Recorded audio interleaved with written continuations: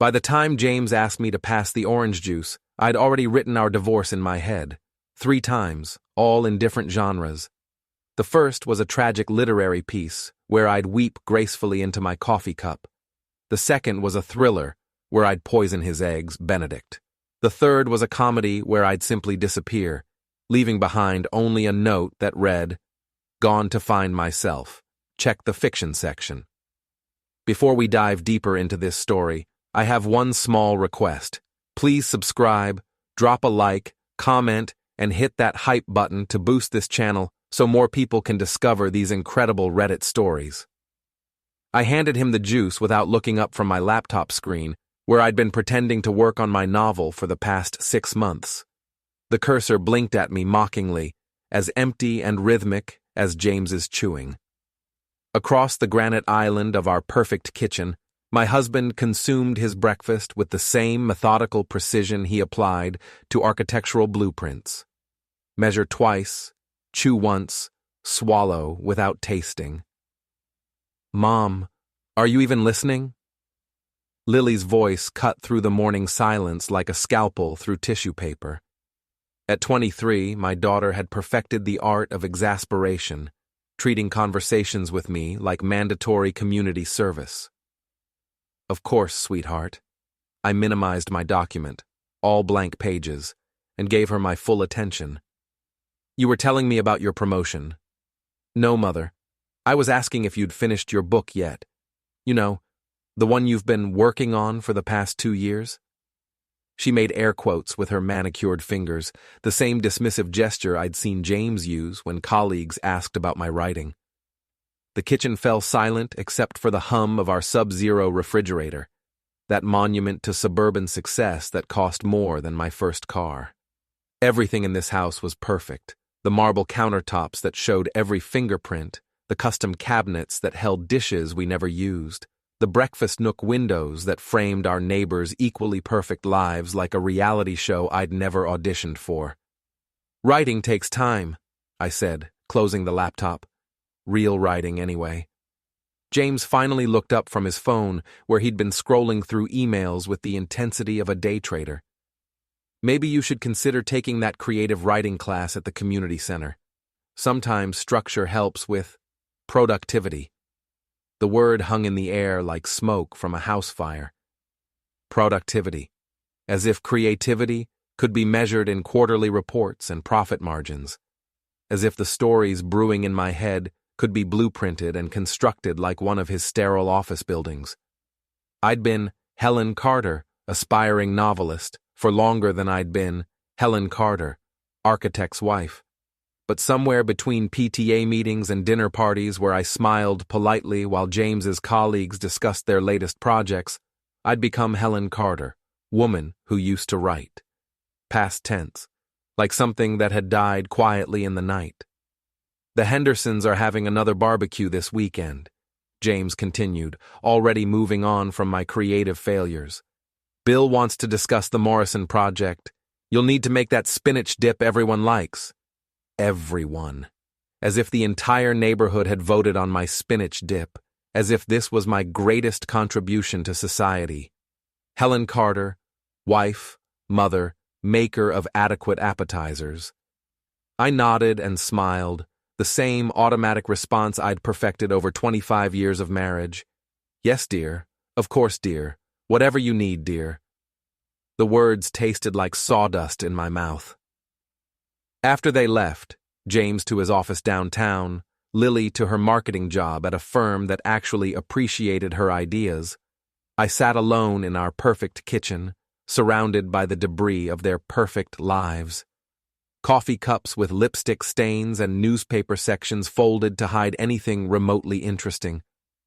The morning light streamed through our perfect windows, illuminating dust motes that danced with more freedom than I'd felt in years. I opened my laptop again and stared at the blank page. The cursor blinked, waited, judged. Instead of writing, I found myself on Facebook, scrolling through the lives of people I barely remembered from high school. Sarah Peterson had published her 3rd romance novel. Michelle Torres was teaching creative writing at a university in Colorado. Even Janet Mullins, who'd barely passed English, was running a successful blog about urban gardening. They were all doing something, creating something, being something other than decorative. I closed the laptop and walked upstairs to our bedroom, past the family photos that lined the hallway like evidence of a life I'd somehow forgotten to live. Helen and James at their wedding, young and optimistic. Helen holding baby Lily, exhausted but glowing. Helen at James's promotion party, smiling beside him while he shook hands with important men in expensive suits. In every photo, I looked smaller, more faded, like I was slowly disappearing, one family milestone at a time. In our walk-in closet, large enough to house a family of 4 in most countries, I pulled out the suitcase I'd bought for a book conference I'd never attended. The tags were still attached. I'd told James it was for a weekend getaway that never materialized, like most of my plans. I packed methodically, the way James ate breakfast. Practical clothes, nothing too fancy. My laptop, of course, though I wasn't sure why. A few books, including the dog-eared copy of On Writing that had inspired me to start my novel in the first place. Some photographs, but not the family ones. Just a few from college, when I'd still believed I could be anything. The jewelry box sat open on my dresser, displaying the accumulation of 25 years of obligatory gifts. Anniversary earrings I'd never worn. A necklace from James that looked exactly like something his secretary would pick out. The engagement ring that had once symbolized forever but now felt like evidence of a crime I'd committed against my younger self. I left it all. In the kitchen, I wrote a check for the mortgage and left it on the counter. Added a note about Lily's dental appointment next Tuesday and the fact that the garbage disposal was making that sound again. Practical things. The kind of details that had consumed my life while my dreams quietly suffocated in suburban silence. I didn't write a goodbye letter. What was there to say? That I'd become a ghost in my own life? That I'd spent so many years being what everyone else needed that I'd forgotten who I was underneath? That their casual dismissal of my dreams had finally killed something essential inside me? Instead, I simply picked up my suitcase and walked out the front door of the house that had never felt like home, despite 20 years of mortgage payments and careful decorating. The neighborhood was quiet, as always. Perfect lawns stretched in every direction, each one maintained by services that came on predetermined schedules. Nothing spontaneous, nothing unexpected. My car started on the first try, a small miracle that felt like approval from the universe. As I backed out of the driveway, I caught a glimpse of Mrs. Henderson peering through her kitchen window, probably wondering why Helen Carter was leaving home at 10:30 on a Tuesday morning with a suitcase. Let her wonder. Let them all wonder. The silence followed me out of the driveway. For once, I didn't mind. It was finally mine. The extended stay. America on Route 9 smelled like industrial carpet cleaner and broken dreams, which seemed appropriate for a woman who'd just abandoned her life like a half-finished crossword puzzle. I'd been living there for 3 weeks, long enough to memorize the continental breakfast schedule and develop a nodding relationship with the night clerk who looked like he'd given up on life around the same time I had. My suite featured a kitchenette with a 2-burner stove that worked sporadically and a view of the parking lot where traveling salesmen and people escaping their own suburban prisons came to reinvent themselves, or at least pretend to. I'd become one of them, Helen Carter, woman in transition. It sounded like a support group I wasn't ready to join. James had called exactly once, 2 days after I'd left, not to ask if I was okay or to beg me to come home, but to inform me that Lily's dental appointment had been rescheduled, and could I please remember to update the insurance information. Even my abandonment had been reduced to administrative details. I'd started writing again, though. Real writing, not the careful prose I'd been producing in our perfect kitchen, while trying not to disturb anyone's morning routine. This was raw, honest, angry writing. It was Tuesday morning, and I was sitting in the lobby with my laptop and a cup of coffee that tasted like it had been filtered through someone's gym socks, when I made the mistake of checking the Maple Heights neighborhood Facebook group. I'd forgotten I was still a member, forgotten that our subdivision had its own digital gossip mill where neighbors shared everything from lost cat alerts to passive-aggressive complaints about property maintenance. The post that caught my attention had been shared by Patricia Morrison, the self-appointed queen of local social media and owner of 3 small dogs with anxiety disorders. The headline made my coffee taste even worse. Local architect finds love and success with new business partner. The accompanying photo showed James and a woman I didn't recognize cutting a ribbon at what appeared to be an office opening. She was younger than me, of course, with the kind of sleek blonde hair that required professional maintenance and a smile that suggested she'd never spent 25 years making spinach dip for other people's parties. The caption identified her as Jennifer Walsh, James's brilliant new business partner, who had brought fresh energy and innovative ideas to Carter & Associates. Carter & Associates. The firm that had been Carter Architecture for 15 years, until apparently Jennifer Walsh had arrived with her fresh energy and innovative ideas and earned herself equal billing. I scrolled through the comments, each one a small knife twist in my chest. They make such a great team. So inspiring to see successful professionals supporting each other. James looks happier than I've seen him in years, happier than he'd looked in years, while married to me. The next post made my hands shake so badly I nearly dropped my laptop. It was from the Maple Heights Moms blog, a vicious little publication run by women who'd turned neighborhood gossip into performance art. The headline read, "The Mystery of the Missing Mom, What Really Happened to Helen Carter." I clicked on it with the same morbid fascination that makes people slow down at car accidents. Neighbors are buzzing about the sudden disappearance of Helen Carter, wife of successful architect James Carter and mother of marketing professional Lily Carter. Helen, who had been working on a novel for several years, though no one seems to know what it was about or if she ever finished it, apparently packed up and left without explanation 3 weeks ago. She was always a bit dramatic, says one neighbor who preferred to remain anonymous. Always talking about her writing like she was the next Stephen King or something.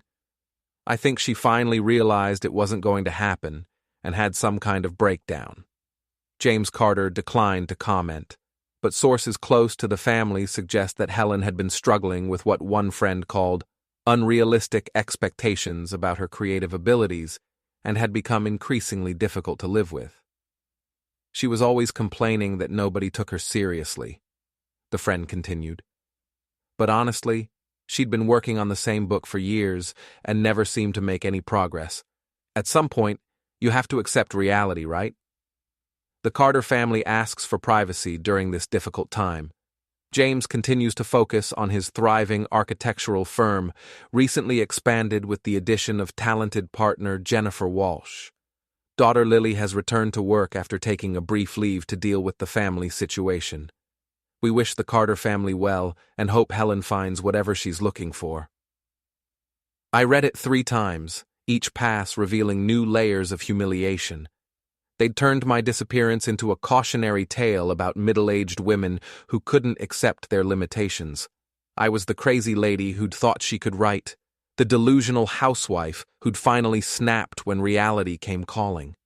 The anonymous friend who'd provided those devastating quotes could have been any of a dozen women I'd considered close enough to confide in over the years. Women who'd nodded sympathetically when I'd talked about my writing struggles, who'd asked politely about my progress at book clubs and coffee dates. Women who'd apparently been discussing my failures behind my back like a particularly interesting case study in suburban delusion. I closed the laptop and walked back to my room, past the traveling salesman and other refugees from normal life. In the bathroom mirror, I looked like exactly what I was. A 50-year-old woman who'd run away from home and was living in a hotel that charged by the week. My hair needed cutting, my clothes needed pressing, and my eyes had the hollow look of someone who'd just discovered that her entire life had been a joke she wasn't in on. But then something shifted. Maybe it was the anger, or maybe it was the coffee finally kicking in, but I felt something I hadn't experienced in years. Pure, focused rage. Not the quiet resentment I'd been carrying around like a low-grade fever, but clean, sharp fury that cut through the self-pity like a scalpel. They wanted to know what my book was about. They wanted to dismiss my writing as the desperate fantasy of a woman who couldn't accept reality. I opened my laptop and started typing. The words came like water through a broken dam, fast and unstoppable. I wrote about suburban marriages that looked perfect from the outside but felt like elegant prisons on the inside. I wrote about women who'd traded their dreams for security and found themselves slowly disappearing. I wrote about husbands who treated their wives like household appliances, useful, reliable, and easily replaced when something newer and more efficient came along. I wrote about James, though I called him Richard. I wrote about his methodical breakfast routine, his casual dismissal of anything that didn't contribute to his professional success, his ability to make me feel invisible while sitting 3 feet away. I wrote about the neighbors who'd judged my writing without ever reading a word of it, who'd turned my disappearance into entertainment for their social media feeds. I wrote for 6 hours straight, stopping only when my fingers cramped and my eyes burned from staring at the screen. When I finally looked up, I had 12,000 words of the sharpest, most honest prose I'd ever produced. It wasn't the careful, literary novel I'd been attempting for years. It was something rawer and more dangerous, a suburban satire that cut close to the bone. I called it The Blueprint. The next 3 weeks passed in a blur of writing, editing, and research into self-publishing platforms. I'd given up on the traditional route years ago after collecting enough rejection letters to wallpaper a small bathroom. But the publishing world had changed, and now I could bypass the gatekeepers who'd decided my stories weren't commercial enough. I designed a simple cover using a stock photo of a perfect suburban street. I wrote a description that promised readers a darkly funny look at the secrets hiding behind manicured lawns and perfect marriages. I set the price at $2.99 and hit publish before I could lose my nerve. Then I waited. The first review appeared 3 days later. Brutal and hilarious. This author clearly knows her subject matter intimately. 5 stars. Then another. I couldn't put it down. Every suburban wife needs to read this book. And another. Finally, someone who tells the truth about what it's really like to be married to a successful man who thinks you're decoration. Within a month, The Blueprint had sold 5,000 copies and was being discussed in online book clubs and suburban mom Facebook groups across the country. Readers were sharing quotes, recommending it to friends, and writing reviews that suggested I'd somehow managed to tell their stories too. The breakthrough came when a popular book blogger with 500,000 followers featured The Blueprint in her weekly roundup of must-read indie fiction. This author has written the revolutionary road for the social media age, she wrote. Sharp, funny, and devastating. Sales exploded. I was selling 1,000 copies a day, climbing the Amazon bestseller charts, getting interview requests from podcasts and online magazines. The extended stay America suddenly felt less like exile and more like a writer's retreat. It was a Tuesday morning, exactly 2 months after I'd left Maple Heights, when I got the call from Patricia Morrison. I almost didn't answer. I'd been screening calls from numbers I recognized, but curiosity got the better of me. Helen? Her voice was tight with something that might have been panic. Helen, we need to talk. Hello, Patricia. How are the dogs? Never mind the dogs. Helen, did you write a book? I smiled, looking out at the parking lot where a new crop of refugees had arrived to reinvent their lives. Yes, Patricia. I did. Oh my God. Oh my God, Helen. People are saying, they're saying it's about us, about the neighborhood, about... She lowered her voice to a whisper. About James and that woman. By the time they realized who the book was really about, it was already on the bestseller list. The apartment I rented with my first royalty check was a vast improvement over the extended stay America, though it still smelled faintly of other people's lives. It was a 2-bedroom unit in a converted Victorian house with hardwood floors that creaked in interesting ways and windows that actually opened. The landlord, a retired English professor named Margaret, had read The Blueprint and offered me the place with the enthusiasm of someone welcoming a literary celebrity to the neighborhood. I haven't laughed that hard at suburban hypocrisy since The Stepford Wives, she'd told me while showing me the kitchen. You've got a gift for finding the absurd in the mundane. The gift, it turned out, was marketable. 3 months after publication, The Blueprint had sold 50,000 copies and been optioned by a production company that specialized in dark comedies about dysfunctional families. I'd been interviewed by NPR, featured in Publishers Weekly, and invited to speak at a conference about women's voices in contemporary fiction. Helen Carter, author. It had a nice ring to it. I was sitting at my new desk, a real writer's desk, not a kitchen counter, working on my second book when the email arrived. The subject line made my coffee taste suddenly bitter. Congratulations from your biggest fan. It was from Lily. Mom, I can't believe you didn't tell me about the book. I just finished reading it and I'm so proud of you. I had no idea you were working on something so good. I know I haven't been very supportive of your writing over the years, and I'm sorry about that. I guess I didn't understand what you were trying to do. Can we talk soon? I miss you, and I think there are some things we need to discuss about Dad and, about everything. Love, Lily P.S. Jennifer Walsh called me yesterday asking if I knew how to contact you. She seemed really upset about something. I stared at the email for a long time, trying to decode the layers of meaning beneath Lily's careful words. She'd read the book. She knew what it was really about. And apparently, Jennifer Walsh was upset. Good. Before I could second-guess myself, I opened a new browser tab and searched for James Carter architect Jennifer Walsh. The results were illuminating. The first hit was a local business journal article titled Carter and Associates Wins Architect of the Year Award.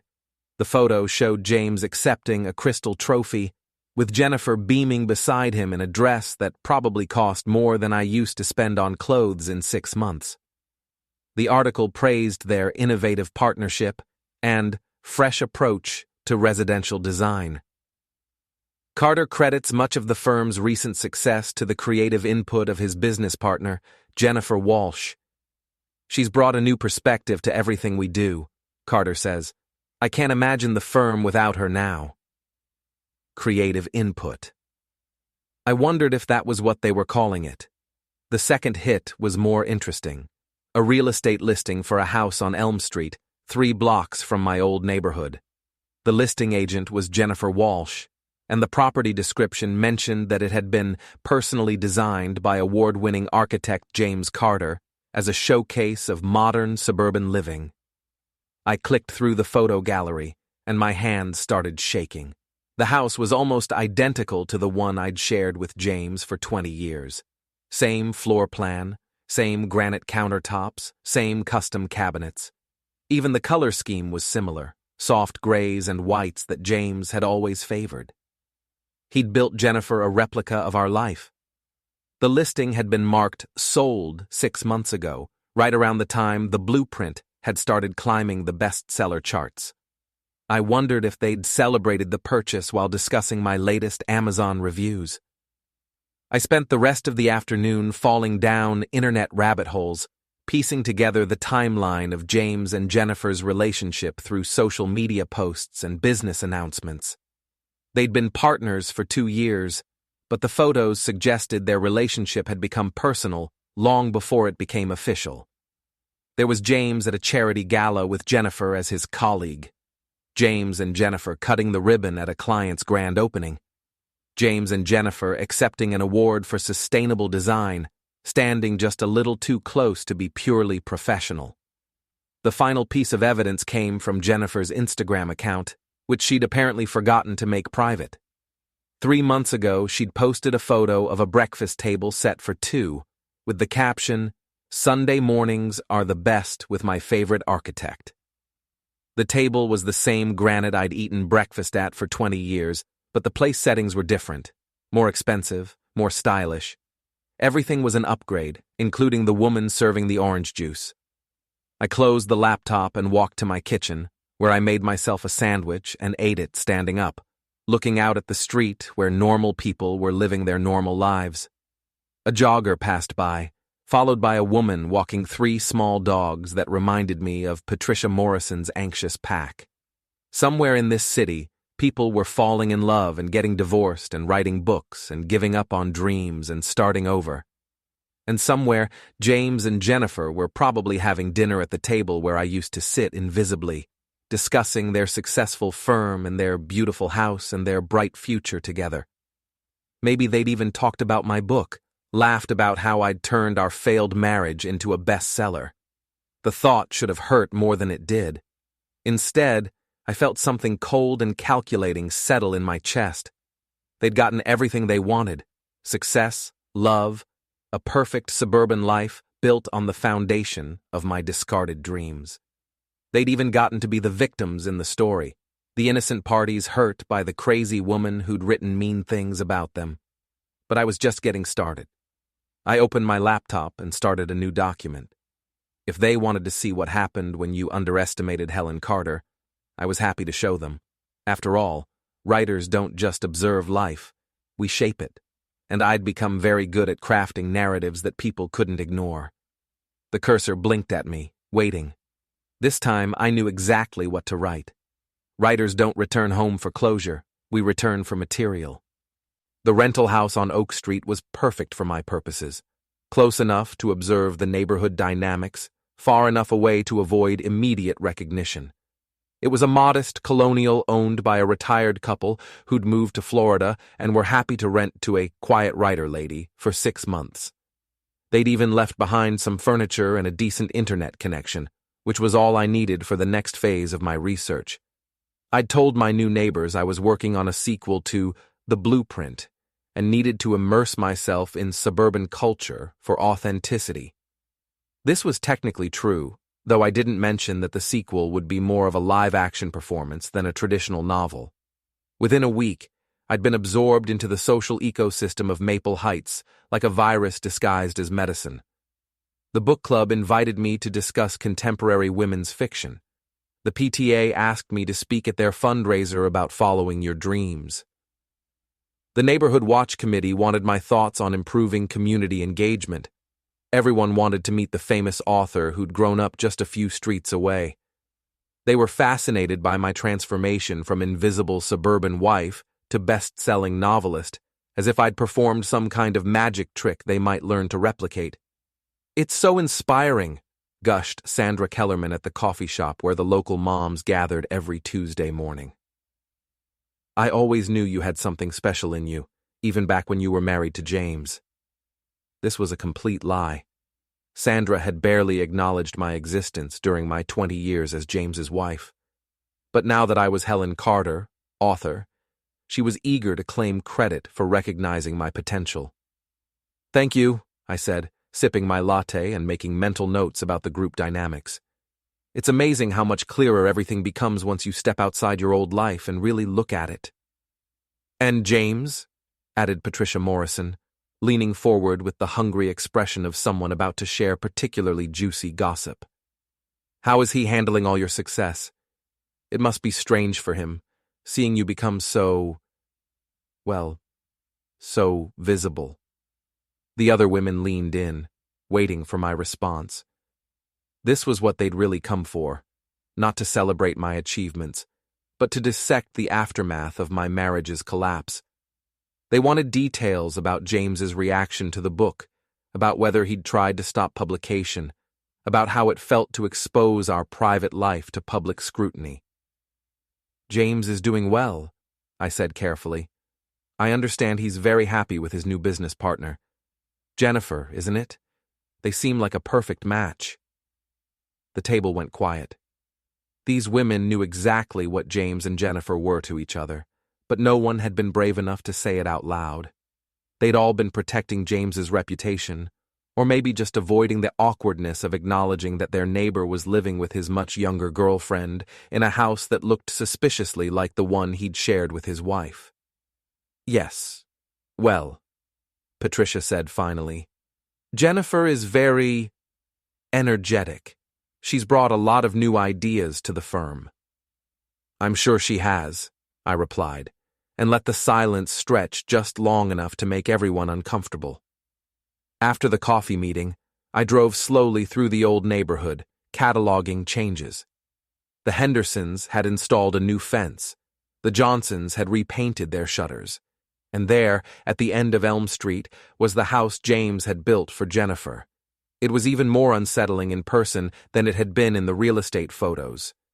Not just similar to my old house, but almost identical. Same roofline, same front porch, same landscaping style. The only significant difference was the color. Jennifer's house was painted a soft blue instead of the cream James and I had chosen. It was like looking at an alternate version of my life, one where I'd been digitally erased and replaced with a younger, more attractive model. I parked across the street and watched the house for an hour, taking notes about the routine. Jennifer left for work at 8:30 in a white BMW. James followed 20 minutes later in the same black Mercedes he'd driven throughout our marriage. They returned together around 6 hours, usually carrying takeout bags from expensive restaurants. The house had a security system. I could see the sensors on the windows and the company sticker by the front door, but the backyard was accessible through a gate that didn't appear to be alarmed. The neighbors on either side were elderly and went to bed early. The streetlights were positioned to create convenient shadows. Not that I was planning anything illegal, of course. I was just a writer doing research, observing the natural habitat of my subjects. On my third night of surveillance, I decided to get a closer look. I waited until after midnight, when the neighborhood was dark and quiet, then walked casually down the street like someone out for a late stroll. The gate to Jennifer's backyard was unlocked, a security oversight that James would have never tolerated when we were married. The backyard was a masterpiece of landscape design, with professional lighting that highlighted carefully chosen plants, and a stone patio that probably cost more than most people's cars. Through the kitchen window, I could see the granite countertops and custom cabinets that were nearly identical to the ones in my former home. They'd even positioned the breakfast table in the same spot where James and I used to eat our silent morning meals. I was so absorbed in comparing the layout to my memories that I almost missed the sound of footsteps on the front porch. Car doors slammed, and I heard James's voice carrying across the yard. "I told you, the Morrison project is going to require overtime. We can't afford any delays." Jennifer's response was muffled, but her tone was sharp. They were arguing about something, their voices getting louder as they approached the front door. I crept closer to the house, staying in the shadows cast by an ornamental tree that James had probably chosen for exactly this purpose. Through the living room window, I could see them clearly for the first time since I'd left. James looked older, more tired than I remembered. His hair had gone completely gray, and he'd developed the kind of permanent frown that comes from chronic stress. Jennifer, on the other hand, looked exactly like the polished professional from her Instagram photos, even at midnight after what appeared to be a difficult evening. "You're being paranoid," she was saying, kicking off heels that probably cost more than my monthly rent. "So what if Helen wrote a book about her marriage? Nobody's going to connect it to us." James loosened his tie with the same mechanical gesture I'd watched him perform thousands of times. 3 clients have asked me about it directly. The Hendersons wanted to know if the husband in the book was based on me. Patricia Morrison actually brought a copy to our meeting and asked me to sign it. That's not our problem. That's Helen's problem for writing it in the first place. "Is it?" James turned to face her, and I could see the exhaustion in his posture. "Because I'm starting to think we have a bigger problem than bad publicity." Jennifer froze in the middle of removing her earrings. "What do you mean?" "I mean, Helen didn't just write a book, Jennifer. She declared war, and if you think she's done fighting, you don't know her at all." I smiled in the darkness, pressed against the side of the house I'd helped design through 20 years of marriage. James was right about one thing. I wasn't done fighting, but he was wrong about everything else. This wasn't Helen's problem anymore. It was theirs. A motion sensor light suddenly blazed to life, flooding the backyard with harsh white illumination. I froze, my heart hammering against my ribs, as James appeared at the kitchen window looking directly toward where I was standing. For a moment, that lasted forever, we stared at each other through the glass. His face went through a series of expressions: surprise, recognition, and something that might have been fear. Then Jennifer appeared beside him, following his gaze to where I stood exposed in their backyard, like a burglar caught in the act. "Is that?" she began. I didn't wait to hear the rest. I turned and walked calmly toward the gate, my footsteps echoing on the stone patio. Behind me, I heard the back door open and James's voice calling my name, but I didn't look back. Let them wonder what I'd been doing there. Let them worry about what I'd seen and heard. Let them lie awake at night wondering what the crazy ex-wife was planning next. Reputation is just architecture built on whispers. I was about to turn his into rubble. The first crack in James's carefully constructed new life appeared on a Tuesday morning, courtesy of the Maple Heights community Facebook page. Someone had posted a photo of his black Mercedes in the parking lot of the Riverside Motel, an establishment that rented rooms by the hour and had been the subject of numerous neighborhood complaints about unsavory activities. The photo was grainy, clearly taken from a distance, but the license plate was visible. The caption read, "Interesting choice of meeting location for our award-winning local architect. Hope it's just a business consultation." Within hours, the post had dozens of comments ranging from confused to scandalized. I watched the digital wildfire spread from my laptop at the coffee shop, sipping my latte while neighbors I'd known for decades dissected James's reputation in real time. Of course, James had never been to the Riverside Motel. I knew this because I'd taken the photo myself, using a telephoto lens and careful positioning to make it appear his car was in their parking lot when it was actually at the legitimate business next door. A simple matter of angles and perspective, skills I'd learned during my brief photography phase, back when I was still trying to find creative outlets that James might respect. The beauty of social media destruction is its organic nature. Once you plant the seed of doubt, the community waters it for you. "I always thought there was something off about that Jennifer woman," wrote Patricia Morrison, apparently forgetting that she'd been singing Jennifer's praises just weeks earlier. "Maybe Helen Carter knew more than she was letting on in that book," added Sandra Kellerman, suddenly repositioning herself as my defender rather than my critic. By afternoon, the post had been shared to 3 other local Facebook groups and screenshot for Instagram stories. James's reputation, built over decades of careful networking and community involvement, was developing hairline fractures that would be impossible to repair completely. But I was just getting started. The second phase of my campaign required more direct action. I waited until Thursday evening, when James and Jennifer had their standing reservation at Chez Laurent, the French restaurant where they conducted their weekly business meetings. I'd learned their schedule through careful observation and strategic conversations with mutual acquaintances. His Mercedes was parked in its usual spot behind the restaurant, in the poorly lit area where the staff dumped their cigarette butts, and the dumpster attracted raccoons. James had always been careless about parking, confident that his expensive car and prominent position in the community provided adequate protection. That confidence was about to cost him. I dressed in black and brought a small toolkit, a bag of sugar, a set of keys I'd had made from memory, and a few other items that would create maximum inconvenience with minimum legal risk. The sugar went into the gas tank, an old trick that would cause expensive engine problems without technically constituting major vandalism. The keys allowed me to access the interior, where I could adjust a few settings and leave some subtle calling cards. The final touch was artistic. I used Jennifer's lipstick, conveniently left in the console, to write "liar" across the windshield in elegant script. Not my most sophisticated work, but sometimes the direct approach is most effective. I was walking back to my car when I heard Jennifer's voice echoing from the restaurant's back entrance. "Told you we should have valet parked," she was saying, her heels clicking on the asphalt as she and James approached his car. I ducked behind a neighboring vehicle and watched as they discovered my handiwork. James's reaction was everything I'd hoped for.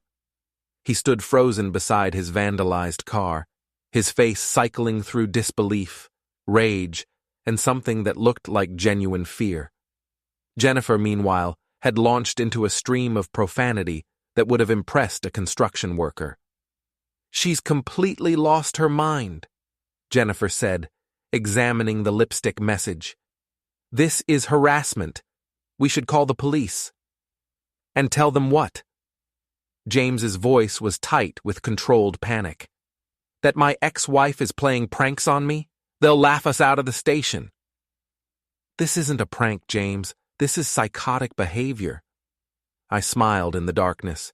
If Jennifer thought lipstick on a windshield was psychotic, she was going to love what came next. The confrontation I'd been planning happened by accident, which made it even more satisfying.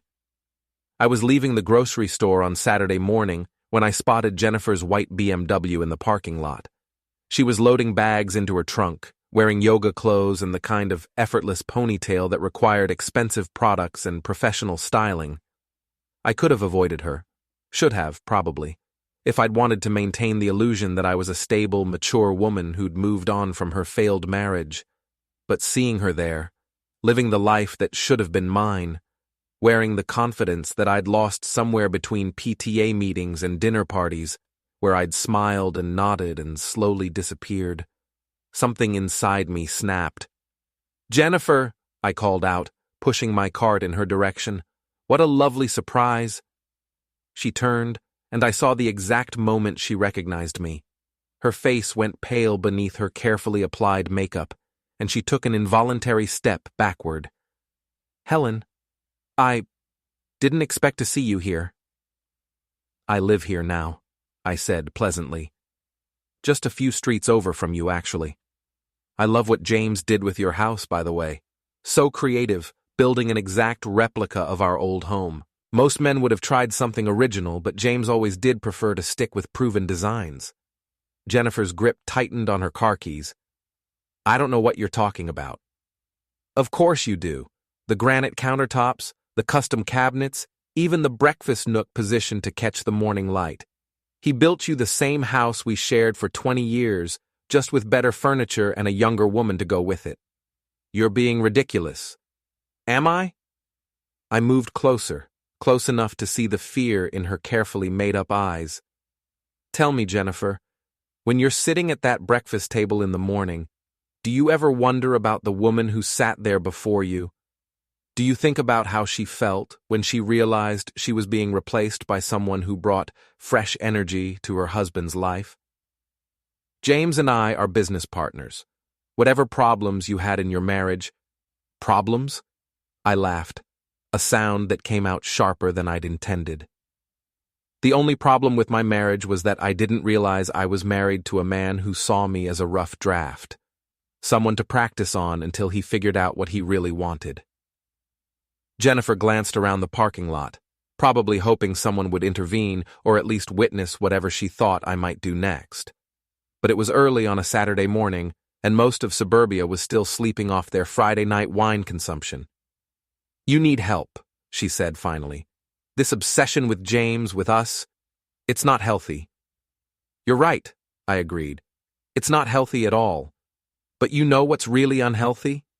Building your entire life on someone else's foundation and pretending you created something original. You're living in a house designed for another woman, sleeping with a man who spent 25 years practicing on someone else, running a business built on relationships he developed while married to me." I leaned closer, close enough to smell her expensive perfume and see the small lines around her eyes that no amount of makeup could completely hide. "You built your life on my leftovers, Jennifer. How's the foundation holding up?" She opened her mouth to respond, but no words came out. Instead, she fumbled with her car keys, dropped her purse, and scrambled to collect the contents that scattered across the asphalt. Lipstick, breath mints, business cards, and a small bottle of prescription anxiety medication that she tried to palm before I could see the label. Too late. "Xanax?" I asked sweetly. "That's interesting. James always said he preferred women who could handle stress naturally. I guess everyone has their breaking point. Jennifer straightened up, clutching her purse like a shield. Stay away from us, Helen. I mean it. If you come near our house again, if you vandalize James's car again, I'll call the police. You do that, I said, backing away with my hands raised in mock surrender. And while you're at it, maybe ask James to tell you about the time he had our neighbor's dog put down because it barked too much, or about how he convinced his first business partner to sell his share of the firm for half what it was worth. James has such interesting stories about the people who got in his way. I turned and walked toward my car, leaving Jennifer standing in the parking lot with her mouth open and her anxiety medication clutched in her trembling hand. Behind me, I heard her car door slam and her engine start with more force than necessary. She peeled out of the parking lot like someone fleeing a crime scene, which, in a way, she was. By Monday morning, the story of our parking lot encounter had spread through the neighborhood gossip network like spilled wine through white carpet. The details got more dramatic with each telling. I'd threatened her, screamed at her, followed her home, depending on who was doing the talking. My phone rang at 10 a.m. sharp. Lily's name appeared on the screen, and I almost didn't answer. But curiosity won, as it always did. Mom. Her voice was tight, with something between anger and desperation. Dad says you're ruining us. He says you're harassing Jennifer and vandalizing his car and acting like a crazy person. Is that what he says? Are you denying it? I considered my response carefully. Lily was 23 years old enough to understand that most stories have more than one side, but young enough to still believe that her parents were fundamentally good people who'd simply grown apart. I'm editing, I said finally. What does that mean? It means your father spent 25 years writing a story about our family that made him the hero and me the supporting character. Now I'm revising the narrative to be more accurate. The silence on the other end of the line stretched so long, I wondered if she'd hung up. Lily? I'm getting married, she said abruptly. What? Next month. To David. We were going to wait until next year, but with everything that's happening, we decided to move up the timeline. David was the marketing executive she'd been dating for 2 years, a perfectly nice man who treated her well and had James's approval. Under normal circumstances, I would have been thrilled. Congratulations, I said carefully. That's wonderful news.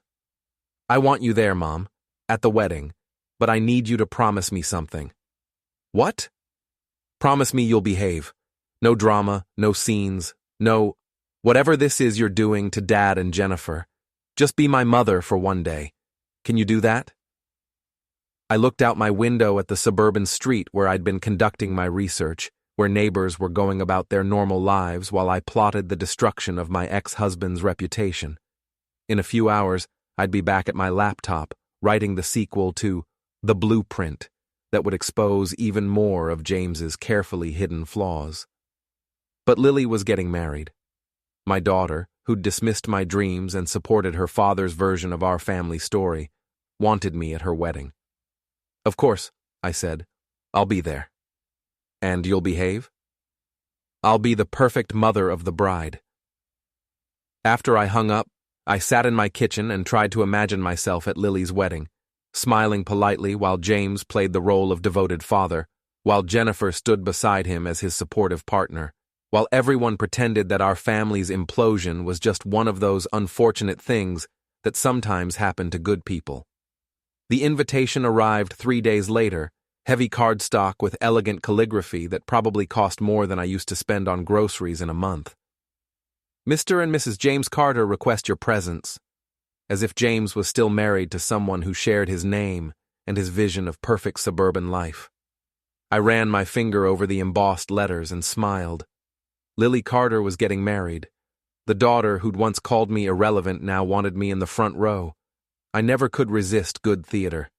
The Riverside Country Club had been decorated within an inch of its life, transformed into the kind of wedding venue that appeared in magazines devoted to conspicuous consumption. White roses and baby's breath draped every available surface. Crystal chandeliers cast romantic shadows across the dance floor, and a string quartet played classical arrangements that nobody under 60 recognized, but everyone agreed were elegant. It was exactly the kind of wedding James would have planned. Tasteful, expensive, and designed to impress people whose opinions he valued more than his own family's happiness. I arrived fashionably late, wearing a navy blue dress that struck the perfect balance between supportive mother and successful author who'd moved on with her life. My hair had been professionally styled for the occasion, and I'd invested in the kind of makeup that looked natural, but required an hour and 3 YouTube tutorials to achieve. The transformation was intentional. I wanted to look like the woman I'd become, not the one James had discarded. The murmur that rippled through the assembled guests when I entered was everything I'd hoped for.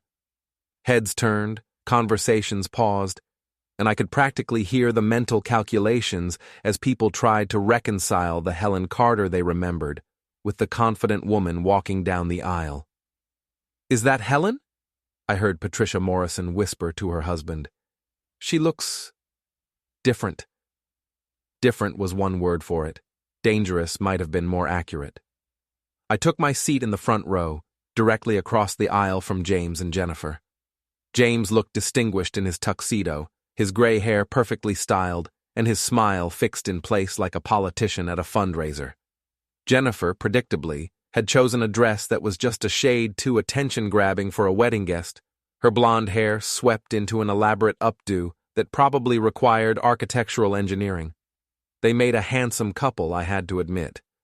The kind of people who looked like they belonged in a country club, who could make small talk about wine and real estate and the latest restaurant everyone was talking about. The kind of people who'd never experienced a moment of genuine uncertainty about their place in the world. That was about to change. The ceremony itself was lovely if you enjoyed that sort of thing. Lily looked radiant in a dress that cost more than most people's cars, and David seemed genuinely happy to be marrying her. They exchanged vows they'd written themselves, promising to support each other's dreams and face life's challenges together. I wondered if they'd still believe in those promises in 25 years, when the dreams had been deferred and the challenges had worn them down into polite strangers sharing a breakfast table. But that was cynical, even for me. Maybe they'd do better than James and I had. Maybe they'd learned something from watching our marriage collapse in real time. The reception was where things got interesting. I'd positioned myself strategically at a table with some of James's business associates and their wives, people who knew me from the old days but hadn't seen me since my transformation into a best-selling author. They were eager to hear about my success, to claim some reflected glory from knowing me back when. "We always knew you had it in you," lied Margaret Steinberg, whose husband had been trying to poach James's clients for years. "That book of yours was just brilliant, so insightful about suburban marriage." "Thank you," I said, sipping champagne that probably cost more per bottle than I used to spend on wine in a month. "It's amazing what you can see clearly once you step outside a situation." "And James?" added Robert Chen, Margaret's husband. "How did he react to being the inspiration for your protagonist?"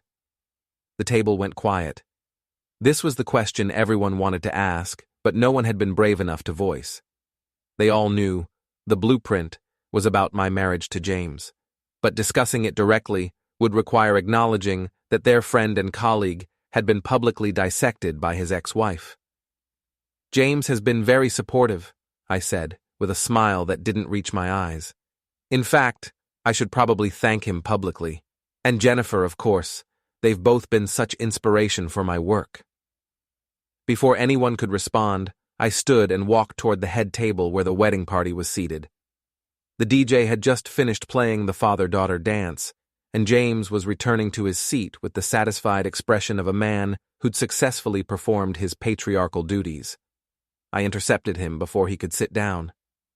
"James," I said warmly, loud enough for the nearby tables to hear. "Congratulations. Lily looks beautiful."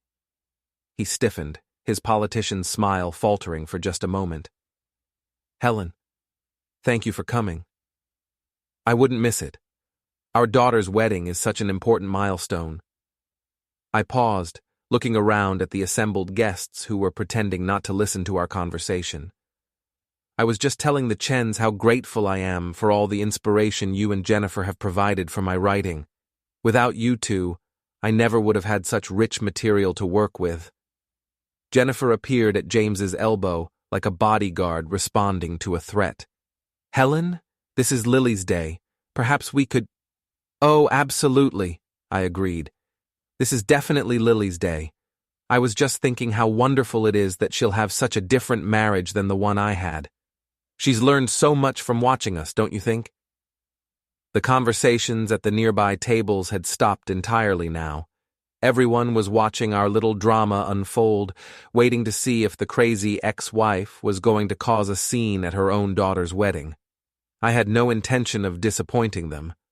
In fact, I continued, raising my voice just enough to carry to the next ring of tables, I should probably make a toast, to thank everyone who made my literary success possible. Before James could stop me, I'd signaled the DJ and taken the microphone. Good evening, everyone, I said, my voice carrying clearly through the country club's main dining room. For those who don't know me, I'm Helen Carter, Lily's mother and the author of The Blueprint. A ripple of recognition went through the crowd. About half the guests had read my book, and the other half had heard enough gossip to know what it was about. I wanted to take a moment to thank some very special people who made my writing career possible. First, my ex-husband James, who taught me that the most interesting stories often hide behind the most perfect facades. James had gone pale, his hands gripping the edge of the table like he was trying to anchor himself. And of course, Jennifer Walsh, James's business partner, who showed me that sometimes the best way to appreciate what you had is to see someone else living your life with better furniture. The silence in the room was so complete, I could hear the ice clinking in people's drinks. But most of all, I continued, looking directly at Lily, I want to thank my daughter for inviting me here tonight, because watching her start her new life reminded me that it's never too late to rewrite your story. Sometimes the best chapters come after you think the book is over. I handed the microphone back to the DJ and returned to my table, where my dinner companions were staring at me with expressions ranging from horror to admiration. The rest of the reception passed in a blur of whispered conversations and sideways glances. I danced with David's father, made small talk with distant relatives, and watched as James and Jennifer huddled together at their table like generals planning a retreat. The gossip network was already working overtime. I could see clusters of guests sharing phones, probably looking up The Blueprint on Amazon or searching for news articles about James's firm. By tomorrow morning, everyone at this wedding would know exactly what I'd meant by my toast. James's reputation, already damaged by weeks of strategic rumors and social media speculation, was about to take a final, fatal hit. Not because of anything I'd done directly, but because I'd given his peers permission to discuss what they'd all been thinking privately. The Emperor's new clothes had been revealed as gossip and speculation, and now everyone could see him clearly. I was getting ready to leave when Lily appeared at my elbow. "Mom," she said quietly, "we need to talk." She led me to a quiet corner of the club's lobby, away from the reception noise and curious eyes. "What was that?" she asked. "What was what?" "That toast, that performance. You promised me you'd behave." I studied my daughter's face, looking for traces of the little girl who used to ask me to read her stories before bed, who used to believe I could do anything. She was beautiful in her wedding dress, radiant with happiness and champagne, but there was something harder in her eyes now, something that reminded me uncomfortably of James. "I did behave," I said finally. "I thanked the people who helped make me successful. That's perfectly appropriate behavior for a mother of the bride. You humiliated Dad and Jennifer." "Did I? I thought I was just being honest about how much they've contributed to my career." Lily's expression shifted, and for a moment, she looked like she might cry. I know what Dad did, Mom. I'm not stupid. I know about Jennifer, about how long they were together before you left. I know the book was about him. Then why are you angry at me? Because... She stopped, struggling with words. Because you're supposed to be the grown-up. You're supposed to be better than this. The accusation hit harder than I'd expected. For months, I'd been telling myself that my campaign against James was about justice, about reclaiming my narrative, about refusing to be erased from my own life story. But looking at Lily in her wedding dress, seeing the disappointment in her eyes, I wondered if I'd simply become the villain in a different story. You're right, I said quietly. I'm sorry. This should have been about you, not about me settling old scores. Lily's expression softened slightly. I just want my parents to be happy, Mom. Both of you. Is that too much to ask? Before I could answer, James appeared in the lobby doorway. He looked older than he had even a few hours earlier, worn down by stress and public embarrassment. Lily, he said, your husband is looking for you. Something about the cake cutting. She glanced between us, torn between her new life and the wreckage of her old one. Promise me you'll try to work this out, she said. Both of you. For my sake, if not for your own. Then she was gone, rustling back toward her reception in a cloud of silk and tulle, leaving James and me alone in the country club lobby. We stood there for a long moment, two people who'd shared a life for 25 years and now could barely stand to be in the same room. Are you satisfied? He asked finally. Are you? He almost smiled at that. Touché. I hear the firm is struggling, I said, not bothering to hide my satisfaction. Something about clients questioning your judgment. You've been thorough, I'll give you that. The rumors, the social media campaign, tonight's little performance, very professional. I learned from the best. You always were good at destroying people quietly, making it look like their own fault. James's composure finally cracked. What did you want from me, Helen? What would have been enough? An apology? A bigger divorce settlement? What? I wanted you to see me, I said simply. For 25 years, I wanted you to see me as something more than a supporting character in your life. But you never did. Even now, you think this is about money or revenge or some kind of breakdown. Isn't it? I looked around the country club lobby, with its oil paintings of late members and its furniture designed to impress rather than comfort. This was James's world, had been our world, a place where success was measured in square footage and social status. No, I said. It's about editing. You wrote a story about our marriage that erased everything I contributed, everything I sacrificed, everything I was. You turned me into a footnote in my own life. I picked up my purse and headed toward the exit. I just rewrote the ending. As I stepped outside into the quiet night air, I realized I'd finally written the perfect ending, and this time I didn't need an editor. The valet brought my car around, and I drove away from the country club, away from the reception where my daughter was dancing with her new husband, away from the life I'd spent 50 years trying to perfect.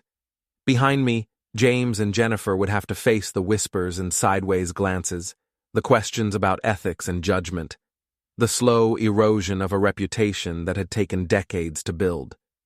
They'd have to live with the knowledge that everyone at that wedding now saw them clearly, saw the affair and the lies and the casual cruelty that had destroyed a 25-year marriage. But ahead of me was something I'd never had before, a story that was entirely my own, with no one else's approval required. I was Helen Carter, author, architect of my own narrative, and I'd finally learned the most important lesson of all. Sometimes the best revenge is simply refusing to be forgotten,